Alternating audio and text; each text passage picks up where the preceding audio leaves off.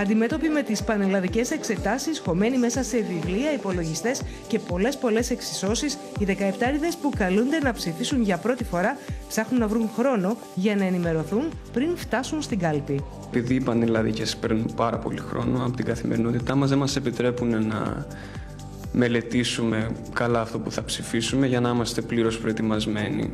Λένε στον Αντένα ότι θα πάνε να ψηφίσουν. Οι περισσότεροι όμως δεν έχουν ακόμα αποφασίσει ποιο κόμμα. Σίγουρα θα πάω να ψηφίσω, δεν υπάρχει περίπτωση να μην το κάνω. Αλλά δεν έχω αποφασίσει ακόμα ποιο ακριβώς κόμμα θα ψηφίσω.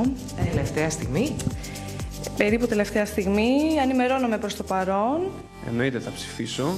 Δεν έχω αποφασίσει ακόμα. Θα ήθελα να το ψάξω περισσότερο. Ενημερώνονται από άρθρα, από το διαδίκτυο, αλλά κυρίως από συζητήσεις που κάνουν με τις οικογένειές τους. Ναι, έχω αποφασίσει να ψηφίσω. Υπάρχει ένας πολιτικός διάλογος στο σπίτι. Έχω καταφέρει και έχω διαμορφώσει τη δική μου άποψη.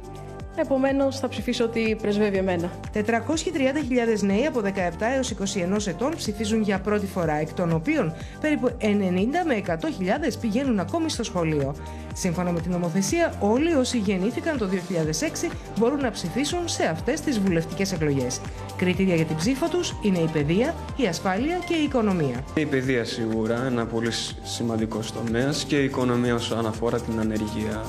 Κάθε αρχή και δύσκολη με τους 17'ριδες να αγωνιούν για το αν τελικά αυτό που θα επιλέξουν θα είναι και το σωστό. Αγχώνομαι πάρα πολύ για το ποια θα είναι η σωστή επιλογή τελικά. Αγωνιώ μήπως δεν είναι ο σωστός δρόμος, μήπως δεν έχω καταφέρει να επιλέξω σωστά. Σαφώς πάντα θα υπάρχει και κάτι καινούριο να ακούσουμε, κάτι άλλο το οποίο δεν γνωρίζαμε, γιατί έχουμε όλοι επικεντρωθεί τώρα στις πανελλαδικές εξετάσεις. Σύμφωνα με τις τελευταίες δημοσκοπήσεις, η μεγαλύτερη ομάδα αναποφάσιστων αυτή τη στιγμή είναι ψηφοφόροι ηλικίας 17 έως 34 ετών.